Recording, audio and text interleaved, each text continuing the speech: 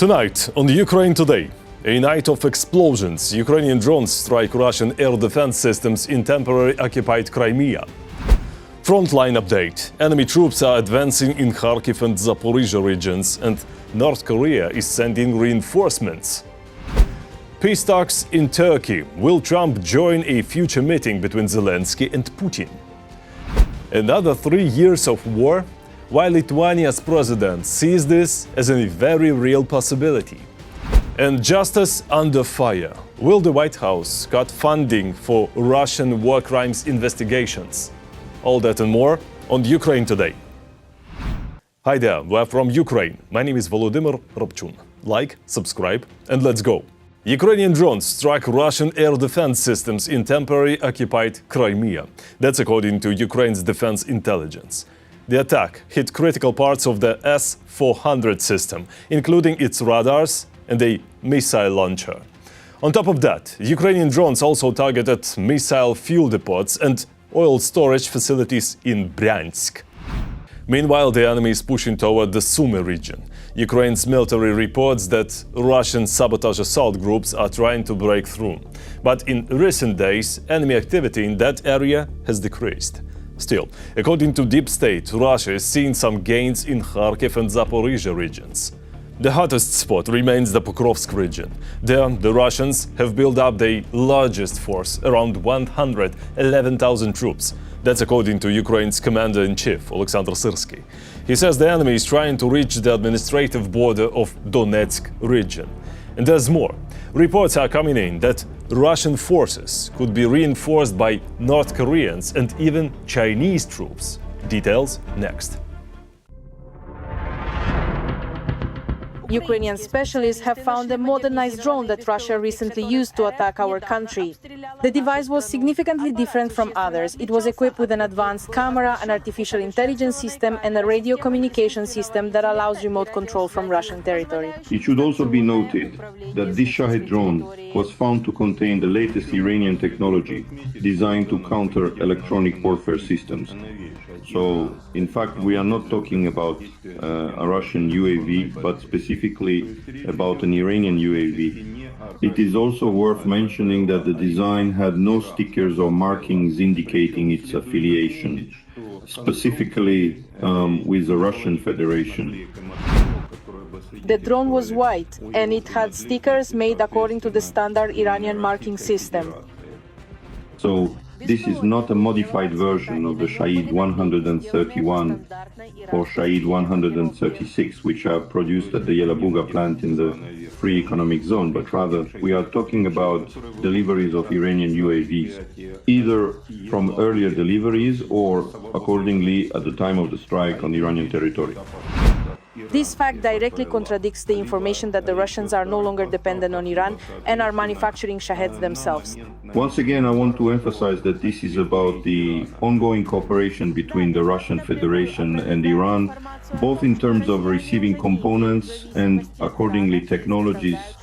I do not rule out the possibility, accordingly, of transferring the UAVs themselves for the needs of the Russian army.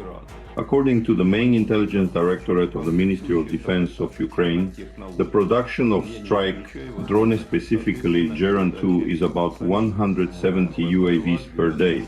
At the moment, an increase in UAV production is expected, according to the main intelligence directorate of the Ministry of Defense of Ukraine, to around 190.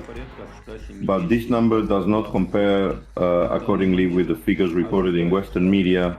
It is also important to note that Ukrainian special services are taking preventive measures to avoid the scaling up of production on Russian territory.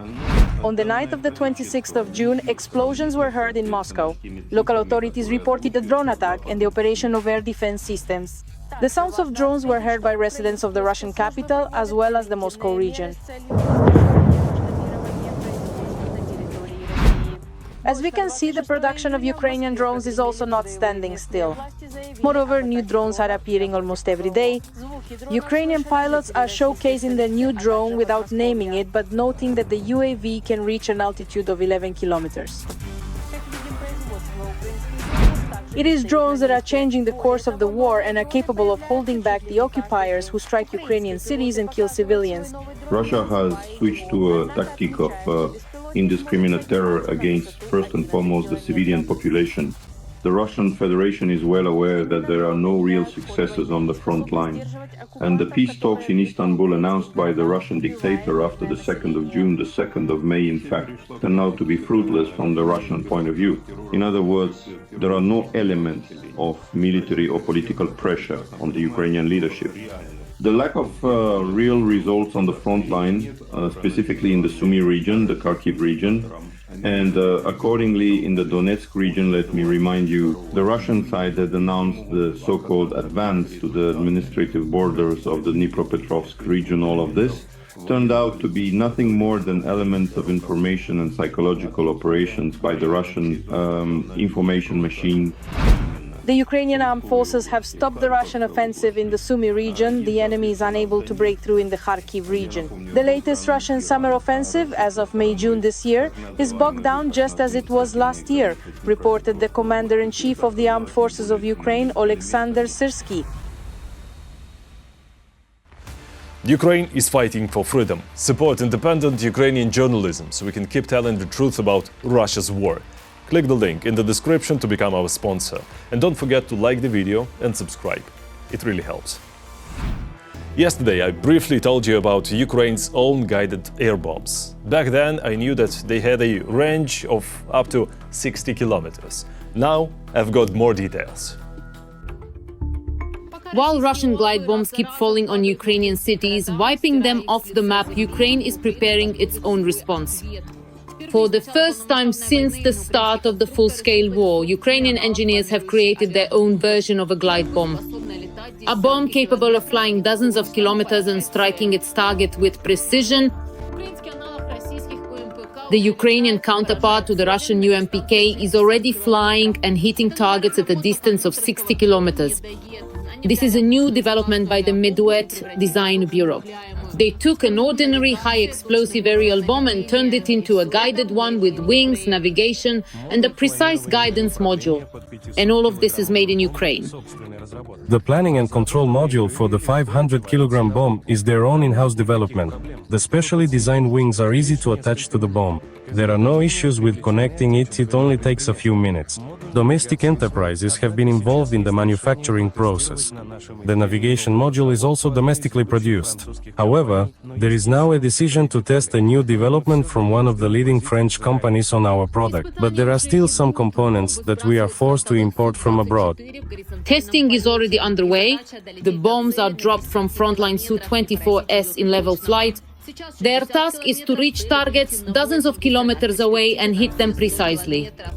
Currently, the range is 60 kilometers. The goal is to reach 80, and in the future, up to a full 100 kilometers when dropped from an altitude of 10 kilometers. But there are certain problems, and they are not technical at all, they are financial.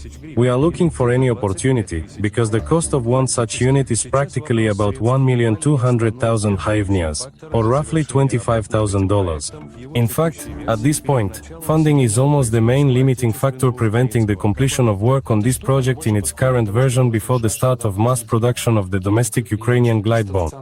This thing is more suited for destroying defensive targets, fortifications, stationary objects, things like trenches or large permanent structures like a single big building.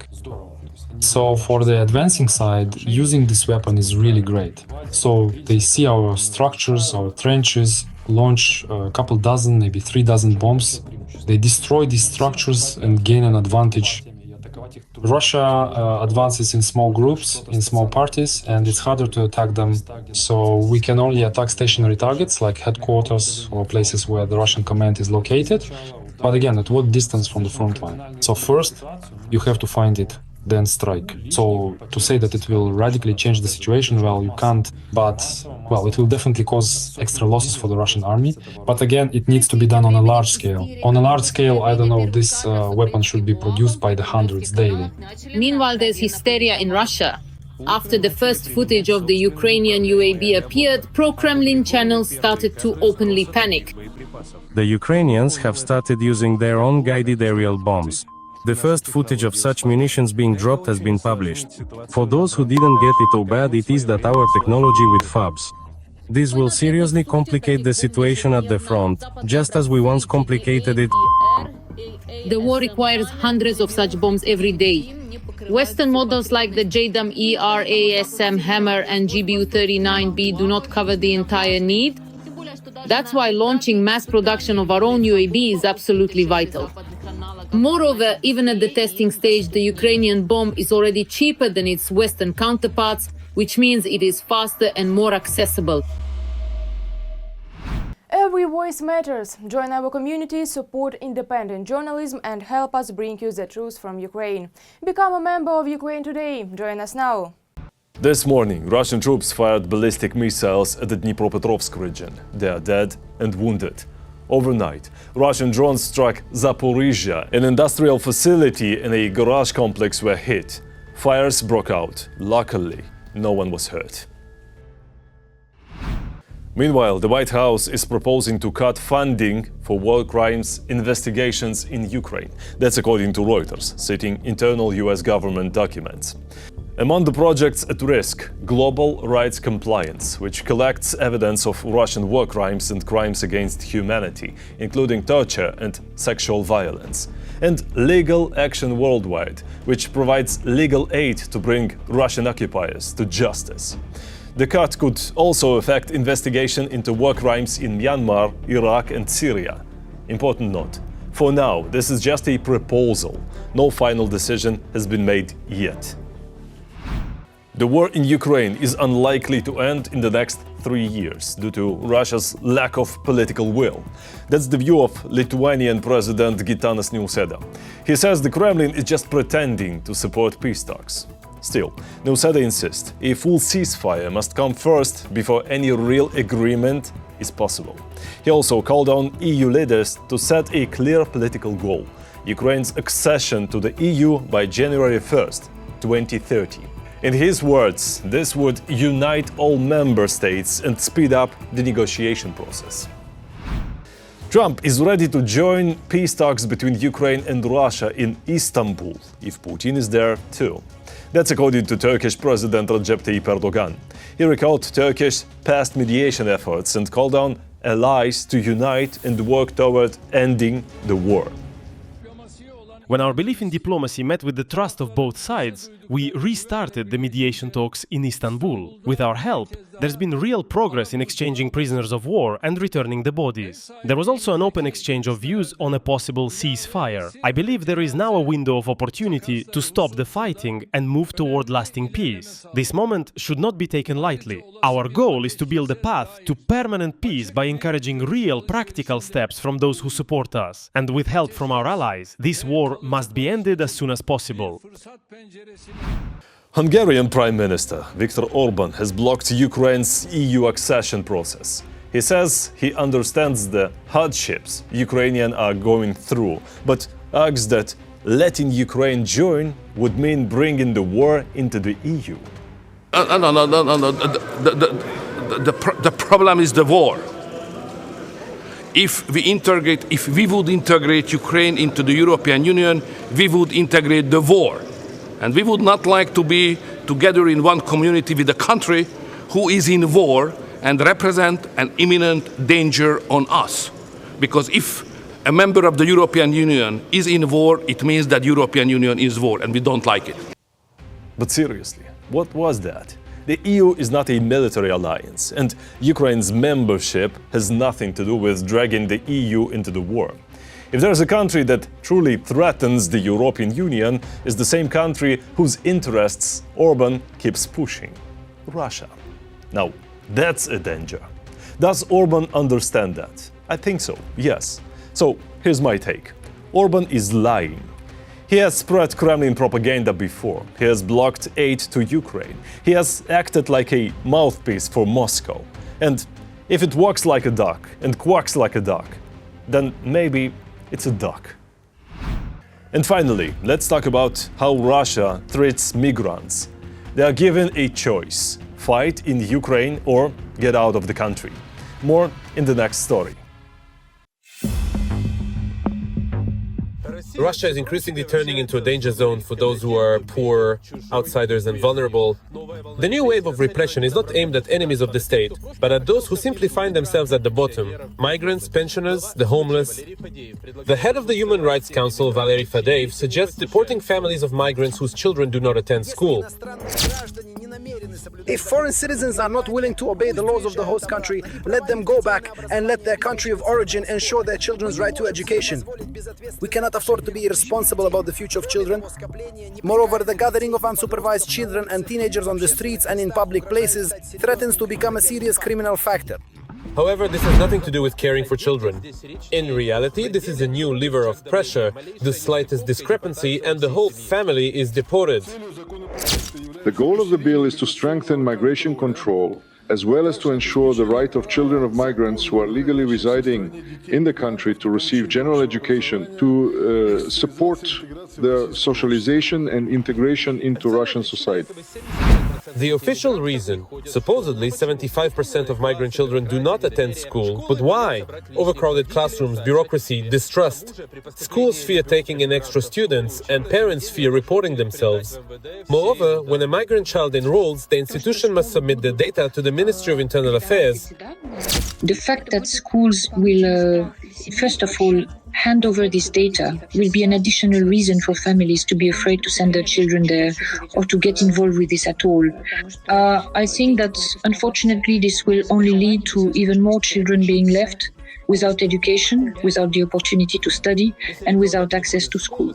If a child doesn't go to school, it means their parents don't respect Russian laws, says the head of the Human Rights Council. But for some reason, respect for the law doesn't extend to the right to education, healthcare, or work. Meanwhile, some are being deported while others are being sent to the front. We found, this trick that led to migrants gradually starting to leave the Russian Federation. What is this trick?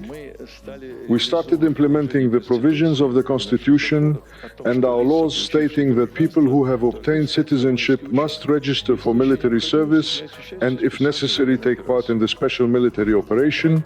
Military recruitment officers and private military companies have descended into basements and train stations. Pensioners, the homeless, and migrants without registration are being persuaded to earn money by going to war. We grab them during raids, register them, and send them off. For example, in Saransk, the authorities proudly report, through social work, we've managed to get the homeless to start signing contracts. They aren't treated, they aren't given housing, they're mobilized, and this is something to be proud of.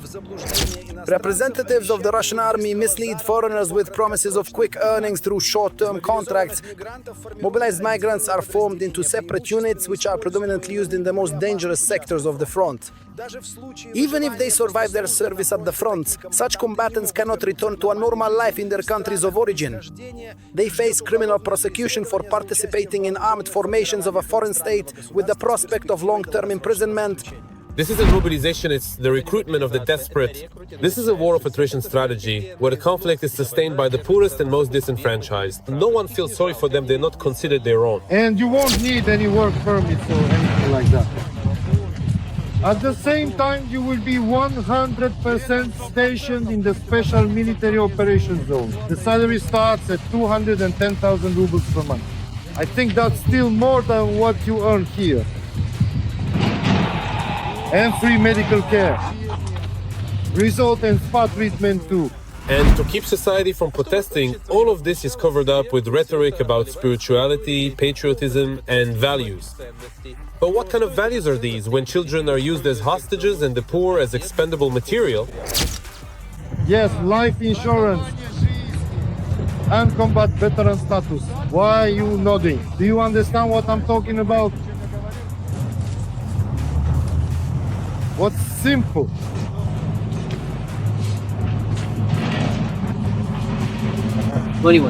Yeah, there you go. So, anyone hungry? Raise your hand. No, for whom? Anyone hungry? Well, then let's go home. All right, we're heading home. That's it. I'm turning it off. Russia today is a choice without a choice. Either serve or die or leave. The silent majority pretends not to notice, but silence is also a form of participation. That's all for today. Thank you for being with us. We read your comments and we feel your support. Strength to Ukraine's defenders. Glory to Ukraine. Don't forget to like, subscribe, and see you next time.